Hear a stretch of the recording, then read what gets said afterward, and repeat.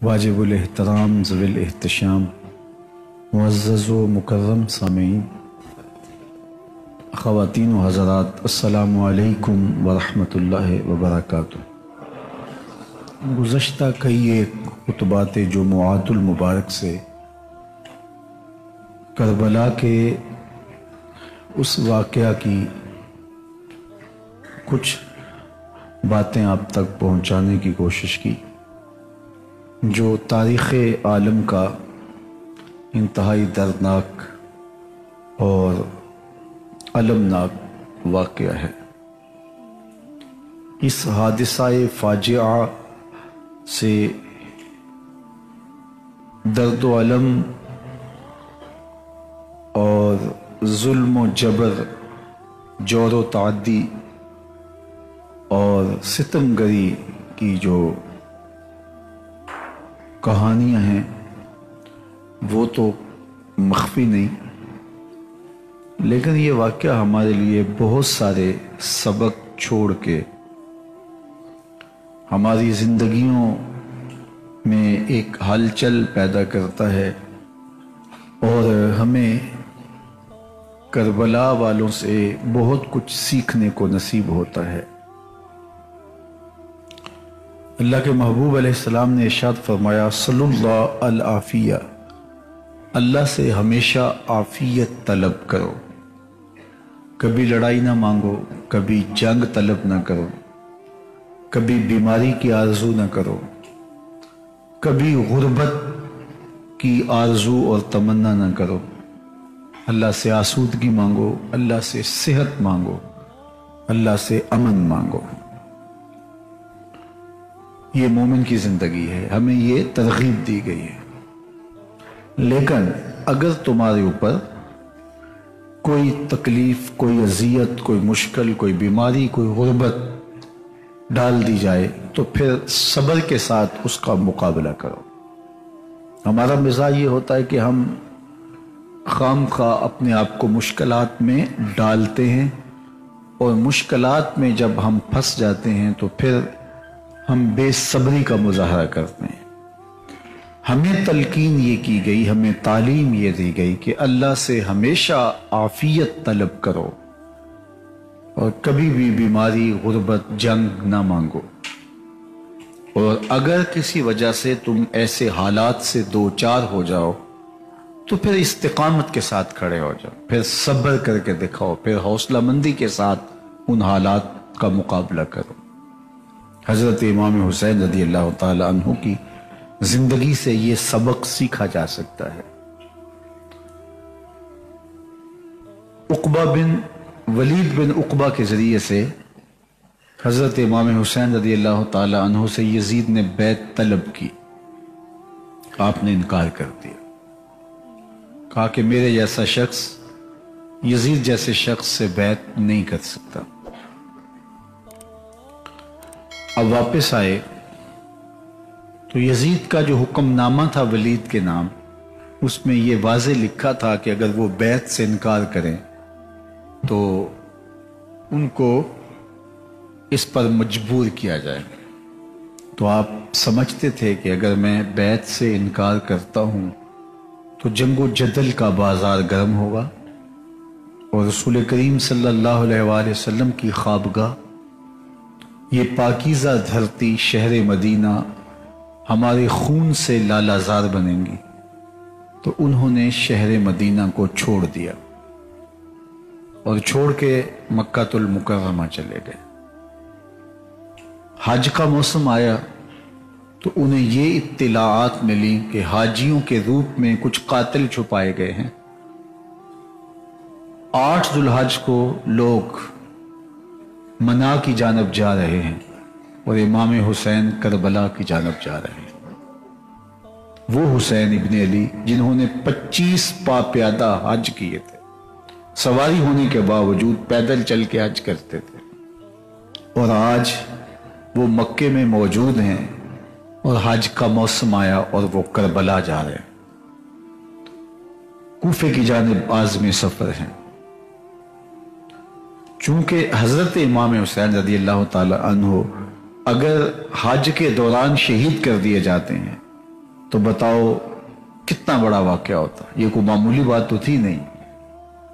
حج جیسی عبادت جاری ہو اور حضرت امام حسین شہید کر دیے جائے تو پھر کتنی بڑی جنگ لگ جائے گی اور کتنے بڑے حالات خراب ہوں گے. اللہ سے ہمیشہ عافیت مانگو. مدینہ المنورہ کو چھوڑا کہ یہاں خون خرابہ نہ ہو. پھر مکہ المکرمہ آئے, یہاں سے پھر عازم سفر ہوئے کوفے کی جانب. ابھی کوفے نہیں پہنچے کہ آپ کو خبر دی گئی کہ مسلم بن عقیل شہید کر دیے گئے اور 40,000 کوفیوں نے بیعت توڑ دی ہے. اب ترمح بن عدی بن حاتم تائی کا پوتا حضرت امام حسین رضی اللہ تعالیٰ عنہ سے عرض گزار ہوتا ہے کہ آپ میرے ساتھ آئیں, چند دنوں میں 30,000 کا لشکر آپ کی پشت پہ کھڑا کر دوں گا اور آپ یزید کی سلطنت کی اینٹ سے اینٹ بجا دینا. حضرت امام حسین رضی اللہ تعالیٰ عنہ اس کی پیشکش کو قبول نہیں کرتے, چونکہ اگر ترمح بن عدی بن حاتم کی پیشکش کو یہاں قبول کرنا تھا تو مدینے سے نہ نکلتے. یہ لوگ حضور علیہ السلام کی صحابہ کی اولاد تھے اور کچھ اصحاب رسول بھی ابھی موجود تھے. پھر مدینہ المنورہ کے بعد مکہ المکرمہ آئے. پوری دنیا سے لوگ حج کے لیے یہاں آئے ہیں اور حضرت امام حسین یہاں سے کوفہ جا رہے ہیں, تو یہاں لوگوں کو جمع کرتے اپنے گرد. لیکن آپ نہیں چاہتے تھے کہ کوئی ایسا واقعہ روح پذیر ہو. ترمح بن عدی بن حاتم کی پیشکش بھی ٹھکرا دی. اب حر بن یزید الریاحی 500 سواروں کے ہمراہ نمودار ہوا اور امام حسین رضی اللہ تعالیٰ عنہ کے قافلے کو گھیر کے کربلا لے گیا. اب حضرت امام حسین رضی اللہ تعالیٰ عنہ یہاں بھی 3 شرطیں پیش کی. پہلی شرط یہ تھی کہ مجھے یزید سے خود ملنے دو, میں اپنا معاملہ اس سے خود طے کرتا ہوں. دوسری شرط کہ مجھے واپس مدینہ المنورہ جانے دو. تیسری شرط یہ تھی کہ مجھے سلطنت اسلامیہ کی سرحد پہ بھیج دو تاکہ میں وہاں جا کے جہاد کروں. اور یہ تینوں معقول باتیں تھیں, لیکن ابن زیاد کا اصرار یہ تھا کہ ہر صورت میں بیعت آپ کو کرنا ہوگی, نہیں تو لڑنے کے لیے تیار ہو جائے. اور یہ بات ابن زیاد کی اپنی نہیں تھی, بلکہ جب یزید انتقال کرتا ہے تو میں نے شاید پچھلے جمعے عرض کیا تھا, تو یہ گہری سوچ میں ڈوبا تھا. مسافر بن شریح نے کہا کہ میں تمہیں بتاؤں کہ تم کس سوچ میں ہو. عبید اللہ ابن زیاد کہنے لگا کہ بتاؤ. تو مسافر بن شریح کہنے لگا کہ تم یہ سوچ رہے ہو کہ میں نے امام حسین کو شہید کیوں کیا. تو ابن زیاد نے مسافر بن شریح کو کہا, تاریخ کی کتابوں میں موجود ہے, کہ یزید کو جو قتل حضرت امام حسین رضی اللہ تعالیٰ عنہ کو جو شہید کیا وہ مجھے یزید کا حکم تھا, اور اگر میں انہیں قتل نہ کرتا تو یزید مجھے قتل کر دیتا. تو یہ یزید کا حکم تھا اور حضرت امام حسین رضی اللہ تعالیٰ عنہ کو یہ تینوں راستوں میں سے کوئی راستہ نہیں دیا گیا. اب 9 محرم اور 10 محرم کی درمیانی شب کو یہ جنگ چھیڑنے والے تھے, لیکن آپ نے پھر بھی ایک رات کی مہلت دی کہ سوچ لو, اور بظاہر یہ کہا کہ ہمیں ایک رات مہلت دے دی جائے, اور ساری رات ذکر و فکر اور عبادت میں بسر کی. اور صبح بھی آپ گھوڑے پہ سوار ہو کر کے یہ کہا کہ میں نے کسی کا خون نہیں بہایا, میرے قتل کے درپے کیوں ہو, اور ان کو اس عمل سے روکا جو وہ کرنے جا رہے تھے. اور تاریخ بتاتی ہے کہ حضرت امام حسین رضی اللہ تعالیٰ عنہ کی جانب سے آغاز ہوا ہی نہیں, آغاز ہوا ہے لشکر اشقیاء کی جانب سے. پہلا تیر عمر بن سعد نے پھینکا ہے. اور اس نے پہلا تیر پھینکتے ہوئے اپنے ساتھیوں کو کہا کہ تم گواہ بن جاؤ کہ لشکر حسین کی جانب پہلا تیر پھینکنے والا میں شخص ہوں۔ حضرت امام حسین رضی اللہ تعالی عنہ نے ہر وہ راستہ اختیار کیا جو عافیت کا راستہ تھا۔ یہ ہمارے لیے سبق ہے۔ مدینہ المنورہ چھوڑا کہ یہاں خون ریزی نہ ہو، شہر مکہ چھوڑا یہاں خون ریزی نہ ہو، حج ترک کر کے آپ کوفہ کی جانب آئے کہ یہاں خون ریزی نہ ہو، کربلا میں پہنچے، ترماح بن عدی بن حاتم کی پیشکش کو ٹھکرا دیا کہ نہیں، میں یہ نہیں چاہتا۔ لشکر یزید سے بار بار مخاطب ہو کے 3 باتیں کہیں کہ ان 3 باتوں میں سے ایک بات مان لو۔ یہ ایک آسان راستہ تھا لیکن انہیں اس کو اختیار نہ کیا۔ پھر ایک رات طلب کی ان کو سوچنے کا اور موقع مل جائے، وہ موقع بھی ضائع کیا۔ پھر کہا کہ میں نے کسی کا ناحق خون نہیں کیا، میں نے کسی سے زیادتی نہیں کی، لیکن انہوں نے اس موقع کو بھی ضائع کیا۔ پھر تیر پھینکا اور لڑائی شروع ہوئی، لاشیں پڑی ہیں، حضرت امام پھر کھڑے ہو جاتے ہیں، لوگوں مجھے پہچانو میں کون ہوں، میں تمہارے رسول کا نواسا ہوں، رسول کریم کے کندھوں پہ کھیلتا رہا ہوں۔ تو یہ وہ سارے امور تھے جو حضرت امام حسین رضی اللہ تعالیٰ عنہ بچا لائے اور انہوں نے عافیت کی راہ تلاش کی۔ تو ہمیں یہ حکم ہے کہ اللہ سے عافیت مانگو، جنگ نہ مانگو، لڑائی نہ مانگو۔ اور اگر تمہارے اوپر جنگ ڈال دی جائے، حالات تمہارے اوپر ایسے پیدا کر دی جائے، جنگ مسلط کر دی جائے، پھر جم جاؤ، پھر ڈٹ جاؤ۔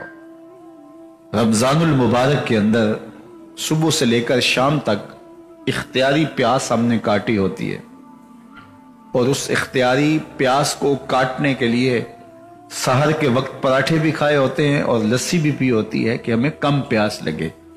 پھر بھی عصر کے بعد نڈھال ہو جاتے ہیں، اور 3 دن کا پیاسا خاندان اور کربلا کی تپتی ہوئی ریت اور خیموں سے چھن چھن کے آتی ہوئی دھوپ، 3 دن کی پیاس کے بعد کیا کوئی اٹھنے کے قابل بھی رہتا ہے؟ لیکن کربلا کا رزلٹ دیکھو، جب لاشیں اٹھائی گئی، تاریخ یہ بتاتی ہے کہ 72 لوگ شہید کیے گئے، خاندان نبوت اور ان کے اعیان و انصار، اس میں 6 ماہ کا بچہ لیے سر بھی تھا۔ لیکن جب دوسری جانب لاشیں دیکھیں تو 88 لاشیں پڑی ہوئی نظر آتی۔ یہ 3 دن کے پیاسے پھر اس طرح جم کے لڑے، اس طرح انہوں نے استقامت کا مظاہرہ کیا، اس طرح جرأت اور عزیمت کا راستہ اختیار کیا کہ دنیا دیکھتی رہ گئی۔ اللہ اکبر۔ تو پہلے تو لڑائی سے گریز کرو، کوشش کرو کہ ایسے حالات پیدا نہ ہو، اور اگر تمہارے اوپر یہ چیزیں مسلط کر دی جائیں تو پھر تم صبر کے ساتھ، استقامت کے ساتھ، جرأت کے ساتھ حالات کا مقابلہ کرو اور حالات کی سختیوں کو تم گوارا کرو۔ کربلا کا یہ سبق ہے ہمارے لیے کہ ہم خام خواہ مشکل کی آگ میں چھلانگ لگانے کی کوشش نہ کریں، اور اگر ہمارے اوپر مشکل ڈال دی جائے تو پھر استقامت کے کوہ گراں بن جائیں۔ اللہ اکبر۔ کربلا کا دوسرا سبق جو ہمارے سیکھنے کے لیے ہے وہ یہ کہ بندے کو ہر وقت یہ احساس رہے کہ میرا کوئی معبود ہے اور میں اس کا بندہ ہوں۔ یہ احساس جب انسان کے ساتھ جڑا رہتا ہے تو وہ کبھی بھی بندگی کے دائرے سے باہر نہیں نکلتا۔ ہم تو بارش تیز ہو تو نماز قضا ہو جاتی ہے، ہم تو رات دیر سے شادی سے پہنچے ہیں اور سحری کے وقت ہم گھر آئے ہیں جی تو اس لیے آج فجر قضا ہو گئے۔ عید کا رش تھا اور گاہک بے تحاشا تھے، عصر کی نماز اس لیے قضا ہو گئی۔ میں نے ٹوٹی کھولی، لائٹ نہیں تھی، پانی نہیں تھا، موٹر خراب تھی، اس لیے نماز قضا ہو گئی۔ ہمارے تو یہ معاملے ہیں، اور وہاں دشمن مقابلے میں کھڑا ہے، 3 دن کی پیاس ہے، خیموں سے تسبیح و تحلیل کی آوازیں آ رہی۔ فجر کا وقت ہوا تو علی اکبر اذان دے رہے ہیں۔ کربلا کے صحرا نے وہ اذان سنی، کائنات میں ایسی اذان کسی نے نہیں دی ہوگی جو شہزادہ علی اکبر نے کربلا کے ریگزاروں پہ کھڑے ہو کر دی ہے۔ کربلا کا ذرہ ذرہ آج بھی اس اذان کا گواہ ہے جو شہزادہ علی اکبر شبیہ رسول نے کربلا کے کی چھاتی پہ کھڑے ہو کے اللہ اکبر کی صدائے دل نواز بلند کی. امامت حضرت امام حسین کرواتے ہیں. فجر کی نماز مسلوں پہ ادا ہوتی ہے، ریت کے مسلوں پہ. بندے کے ساتھ یہ احساس جڑا ہو کہ میں کسی کا بندہ ہوں اور میرا کوئی معبود ہے، یہ جڑا ہوا احساس انسان کو بندگی کے دائرے سے کبھی باہر نہیں جانے دیتا. گھوڑے کی زین سے فرش زمین پر جب حضرت امام حسین آ رہے ہیں تو بدن زخموں سے چور تھا، لخت لخت کٹا ہوا تھا، بدن سے خون نچڑ رہا تھا. محتاط روایات کے مطابق ایک تو ذاکرین، مقررین، واعظین اور قصہ گو لوگوں کا انداز ہے، لیکن جو محتاط روایتیں ہیں ان کے مطابق جب آپ کا پیراہن اتارا گیا 122 سوراخ تیروں کے تھے، 33 زخم تلواروں کے اور 34 گاؤ نیزوں کے. اس حالت کے اندر گھوڑے کی زین سے کوئی فرش زمین پہ گرے، بخار کی تیزی ہو تو نمازیں چھوٹ جاتی ہیں. یہاں اتنے زخم، بہت ساری برچیاں بدن میں ٹوٹ گئی تھیں، لخت لخت سے خون بہ رہا تھا، لیکن حسین ابن علی آتے ہی پیشانی سجدے میں رکھ کے کہتے ہیں سبحان ربی الاعلی. نماز قضا نہیں ہونے دی. دست قاتل نے سر حسین جب کاٹا تو سجدے میں جھکا ہوا تھا. خولی بن یزید آگے بڑھا سر انور کاٹنے کے لیے جب سجدے میں جھکا ہوا تھا، لیکن بدن تھر تھر کانپنے لگا. سنان بن انس آگے بڑھا، ہمت نہ پڑی. پھر شمر ذل جوشن آگے بڑھ کے آپ کا سر کاٹتا. کتنی دردناک کہانی ہے. تو سر دست قاتل نے تب کاٹا جب سجدے میں جھکا ہوا تھا، اور سر انور کاٹ کے نیزے کی نوک پہ چڑھایا گیا. یہ اس بات کا اعلان کرنے کے لیے کہ ہم جیت گئے ہیں، فتح کے نقارے بجنے لگے. لیکن لشکر یزید سے کوئی بول کے کہنے لگا ذرا غور سے دیکھو، یہ سر کٹ کے بھی سر بلندی ہے، کٹ گیا ہے پھر بھی اونچائی ہے. یہ شان ہے سر حسین رضی اللہ تعالیٰ عنہ. اب نیزے پر سر پرویا گیا اور فضا میں بلند کیا گیا تو کٹی ہوئی گردن کی جانب سے نیزہ ڈال لیا جاتا، لیکن نیزہ ڈالا گیا اس طرح کہ کٹی ہوئی گردن کا رخ آسمان کی طرف اور پیشانی کا رخ زمین کی طرف.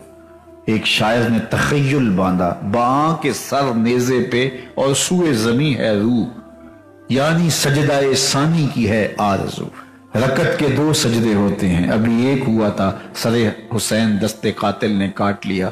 کہا نیزے کی نوک پہ حسین کی پیشانی میں دوسرے سجدے کی آرزو مچل رہی. نماز قضا نہیں ہونے دی.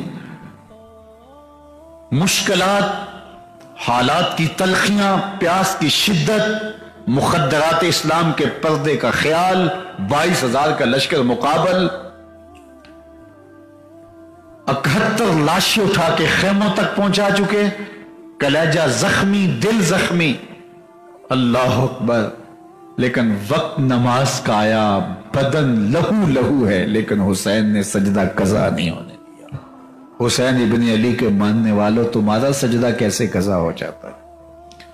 اگر حسین ابن علی کا پیار سینے میں موجود ہے تو پھر سجدہ قضا نہیں ہونا چاہیے. یہ کربلا سے سیکھا جانے والا ہمارے لیے سبق ہے. تیسری بات جو ہم کربلا سے سیکھ سکتے ہیں وہ صبر ہے. صبر، مشکلات پہ صبر.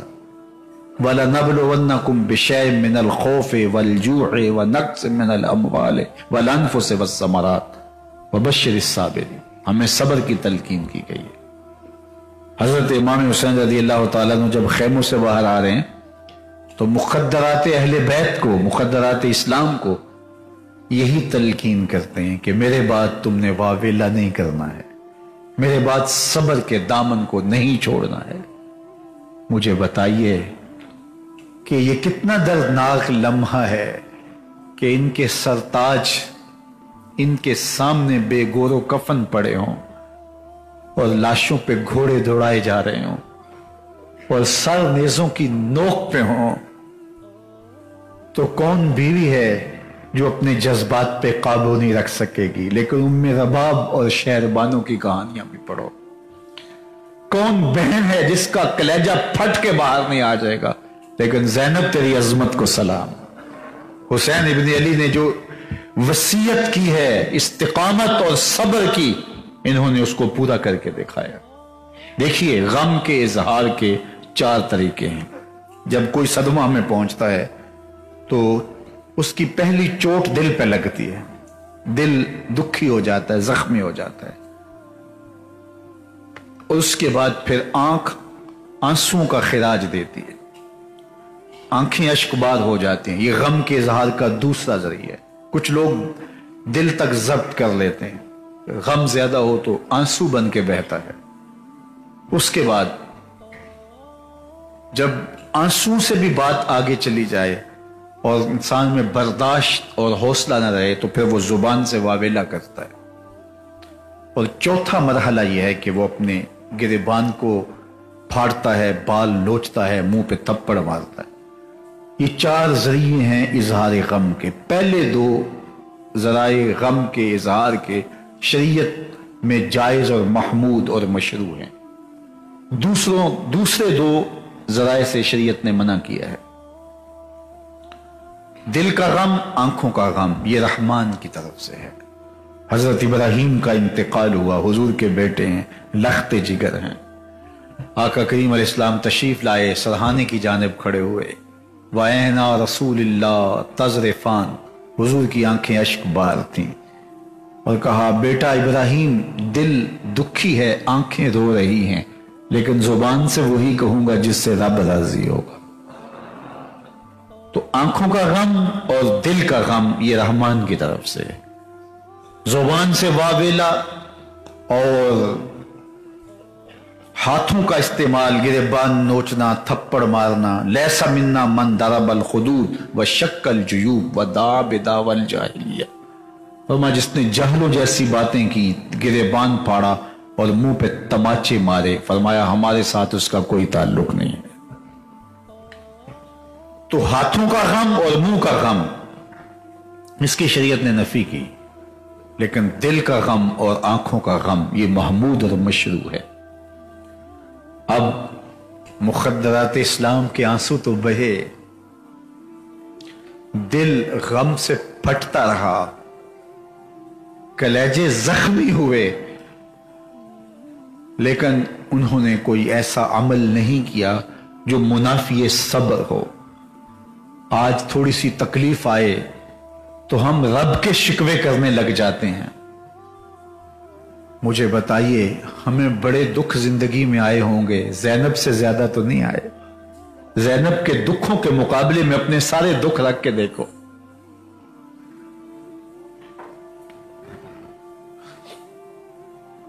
سکینہ بنت حسین کے درد جتنا درد تو کائنات میں کسی نے دیکھا ہوگا۔ امام زین العابدین جیسا دکھ تو کسی نے دیکھا ہوگا۔ ام رباب اور شہربانوں جیسے صدمات تو کسی نے نہیں سہے ہوں گے۔ زینب سلام اللہ علیہا وہ خاتون ہیں جن کے 2 لخت جگر کٹے ہیں کربلا میں، جن کے بھائی عباس کٹے ہیں، جن کا ویر حسین ابن علی شہید ہوا ہے، جن کے بھتیجے شہید ہوئے ہیں۔ مخدرات اسلام کو سنبھالنا بھی ان کے ذمے ہے۔ میں ایک جملہ کہنا چاہ رہا ہوں، کربلا حسین نے فتح کیا ہے، دمشق زینب نے فتح کیا ہے۔ زینب کی وہ ہیبت خطبہ زمانہ نہیں بھول سکتا۔ تو صبر کے دامن کو ان لوگوں نے نہیں چھوڑا، بلکہ اپنے مقدمے کو کتنی خوبصورتی کے ساتھ پیش کیا اور لوگوں کے سامنے رکھا۔ تو کربلا سے سیکھنے والی ہمارے لیے بات صبر ہے۔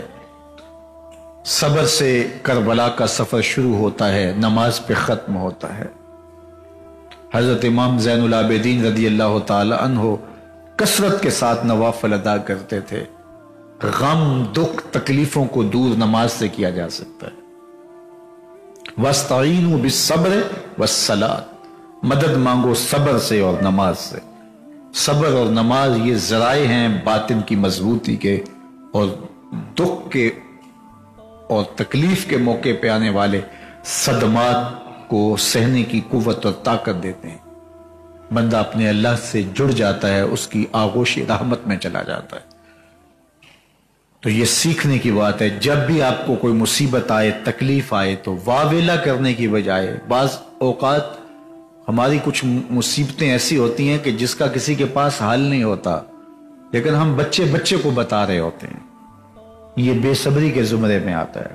آپ کا وہ مرض، آپ کی وہ تکلیف جس کا کسی کے پاس حل ہے، ڈاکٹر اور جس شخص کے پاس بھی آپ جاتے ہیں اس کو تو ضرور بتائیں، لیکن ہر وقت اس کا واویلا کرتے رہنا یہ صبر کے منافی ہے. تکلیف حد سے بڑے، برداشت سے باہر ہو تو تم مصلی بچھا کے نماز پڑھنے لگ جاؤ. اس سے دکھ کہو جو تمہارے دکھوں کا مداوا کرے گا، تمہارے درد کا درمان کرے گا، تمہاری تکلیفوں کو دور کرے گا. یہ چیز کربلا والوں سے سیکھی جا سکتی ہے. کربلا کا سبق بھی ہے اور کربلا کی عبرت بھی ہے کہ یزید امام حسین کو شہید کرنے کے باوجود، پورا خاندان کاٹنے کے باوجود اپنی موت مر گیا، اور حسین کٹنے کے باوجود آج بھی زندہ و جاوید. یہ سرخروئی ہے. یزید کا نام دشنام کے طور پہ باقی ہے، یزید کا نام گالی کے طور پہ باقی ہے. جو یزید کا ماننے والا وہ بھی اپنے آپ کو یزیدی کہلوانا پسند نہیں کرتا، لیکن ہمارے لبوں پہ نام حسین آتا ہے تو سر فخر سے بلند ہو جاتا ہے. یہ حسین ابن علی کی فتح ہے. ولید بن عبد الملک بنو امیہ کا بڑا تگڑا حکمران گزرا ہے. اس کا درباری شاعر فرزدق اس کے ساتھ تھا اور طواف کعبہ میں مصروف تھے. حجر اسود کے مقابل آئے تو دل میں خیال آیا کہ حجر اسود کو چوم لیں. آگے بڑھے، رش اتنا تھا کہ ہمت نہ ہوئی، پھر واپس ایک جانب کھڑے ہو گئے کہ رش کم ہوتا ہے تو حجر اسود کو بوسا کرتے ہیں. اتنے میں طواف کرتے ہوئے حضرت امام زین العابدین آئے رضی اللہ تعالی عنہ. حجر اسود کے مقابل ایک لمحے کا توقف کیا، لوگوں نے راہیں چھوڑ دیں، آگے بڑھے، حجر اسود کو بوسا کیا، آگے بڑھ گئے. ولید کو بڑا غصہ آیا کہ لوگوں نے میرے لیے تو راستہ ہی نہیں چھوڑا اور میں بادشاہ وقت ہوں، اور امام زین العابدین کے لیے راہیں کشادہ کر دی. تو وہ اپنی آتش غیظ و غضب کو ٹھنڈا کرنے کے لیے اپنے درباری شاعر فرزدق سے مخاطب ہوا اور حضرت امام زین العابدین کے حوالے سے کہنے لگا، من ھذا، یہ کون ہے؟ جب آپ کسی کو جانتے نہ ہوں تو پھر کسی کو کہیں کہ یہ کون ہے، کسی کے بارے میں کہیں تو آپ سمجھنے کے لیے کرتے ہیں، اور جب آپ کسی کو جانتے ہوں تو اس کے بارے میں کہیں یہ کون ہے تو یہ اس کی تحقیر کے لیے ہوتا ہے، اس کو غیر اہم ثابت کرنے کے لیے ہوتا ہے. ہمارے پنجابی میں کہتے ہیں اے کون ہے، تو اس نے کہا من ھذا، یہ کون ہے. اب شاعر تو بادشاہ کی منشا سمجھتا تھا کہ بادشاہ چاہتا تھا کہ میری آتش غیظ و غضب کو ٹھنڈک پہنچاؤ، میرے اندر جو الاؤ جو ہیں وہ آگ کے روشن ہیں ان کو ذرا ٹھنڈا کرو اور حضرت امام زین العابدین کی مذمت میں کچھ لکھو. لیکن فرزدق شاعر نے سوچا کہ میں جہنم کی آگ کیوں خریدوں، ساری زندگی شاہوں کی مدح خوانی کی ہے. تو جب بادشاہ نے کہا نا من ھذا، یہ کون ہے، تو فرزدق بادشاہ سے مخاطب ہو کے کہنے لگا، بادشاہ تو نہیں جانتا یہ کون ہے؟ اس کو تو بطحا کے سنگ ریزے بھی جانتے ہیں یہ کون ہے، اس کو تو زمین والے بھی جانتے ہیں، آسمان والے بھی جانتے ہیں یہ کون ہے. یہ فاطمہ کا بیٹا ہے، یہ علی کا لخت جگر ہے، یہ رسول اللہ کا نواسا ہے.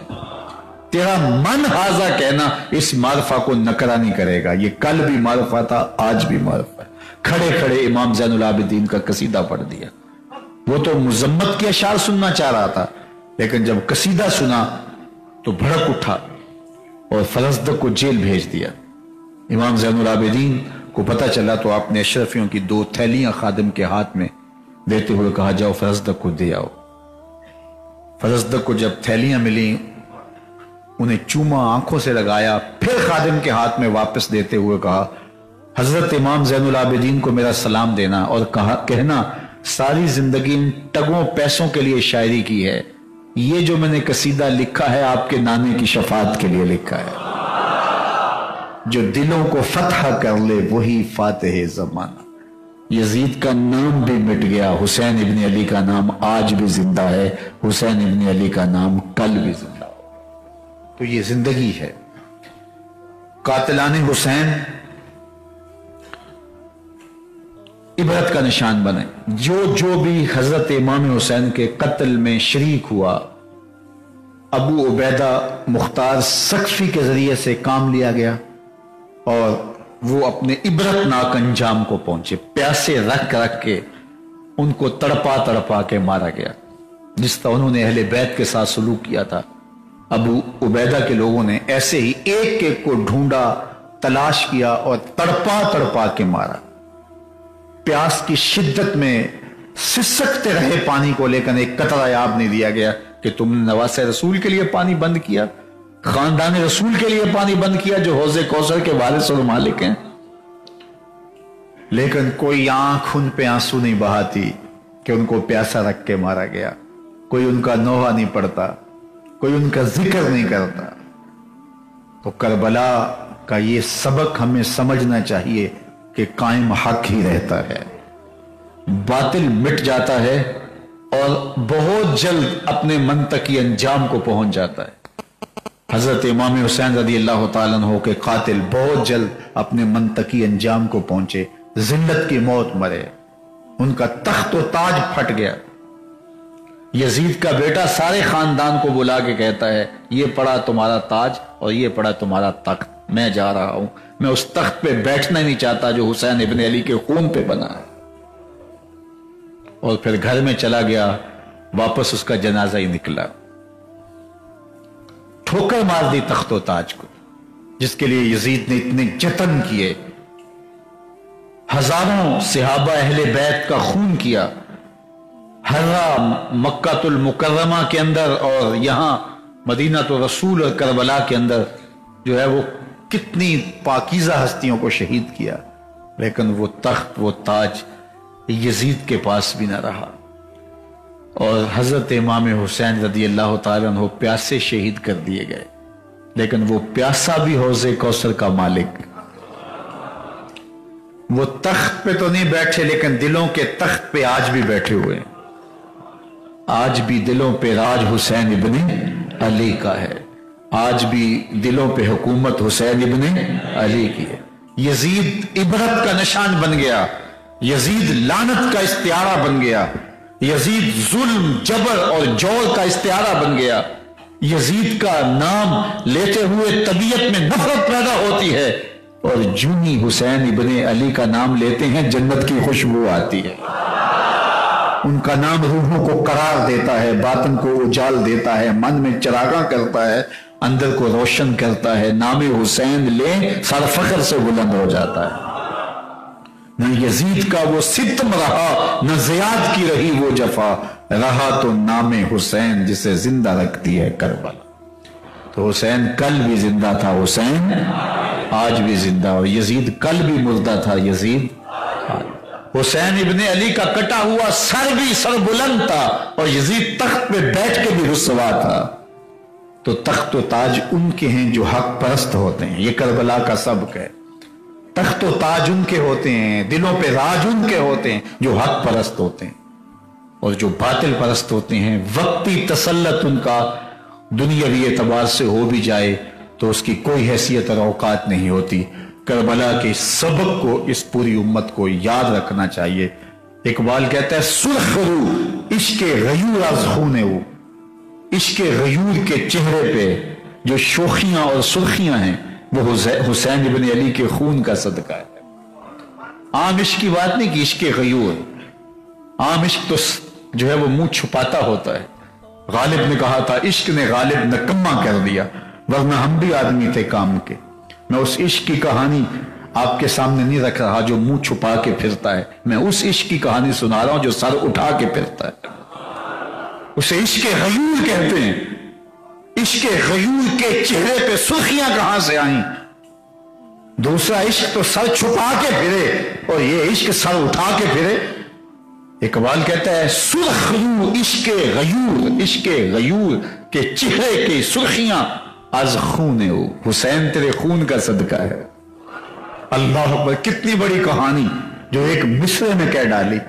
پھر اقبال خود حیران ہے کہ اتنا بڑا مضمون اور ایک مصرے میں آ گیا۔ پھر خود کہتا ہے سرخ رو عشق غیور از خون ہو، شوخی ای مصرا از مضمون ہو۔ اس مصرے میں بھی شوخی آ گئی ہے، ترنگ آ گیا، جمال آ گیا ہے، باکپن آ گیا ہے۔